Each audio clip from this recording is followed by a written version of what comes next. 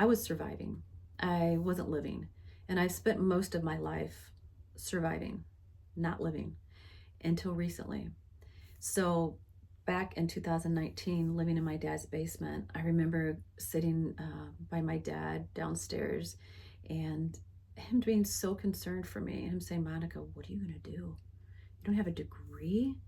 You were left with nothing? What are you going to do? You work for this nonprofit. You hardly make any money. I mean, my dad was just a mess. And I remember grabbing hold of his hand and in faith speaking and saying, Dad, man is not my provider. God is my provider. And when you are in a situation, Dad, where it looks absolutely hopeless,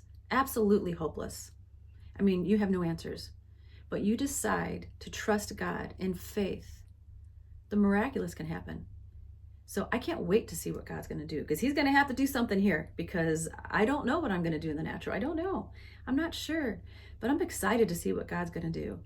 I remember my dad looking at me, and then here I am in 2025, remarried and married now for a little over 3 years to one of the most wonderful men I've ever met in my entire life. Most loving and giving, encouraging, supportive. I mean, there's so many words I can use to describe him. And I've seen God show up in my life by giving me this man as my spouse, but also by forgiving and God healing me and God asking me, okay, Monica, now you're in a healthy relationship. This is what I think he was saying in so many words. It's time to share your story, and it's time to share everything. And I was finally able to do that, you guys, because I'm in a better place. But I've not arrived at all. I'll never arrive. None of us will. But I'm not sitting here trying to have a podcast because I'm Miss Perfect Christian or I'm the most healed and I have the most knowledge ever. And no, I just want to come on here and share with you about my life and tell you what God has done and speak to you about forgiveness and hope and healing from trauma and all of those things, and teach you about grooming and how abuse can happen. And there's so many things I want to share with you based on what I've walked through in my life.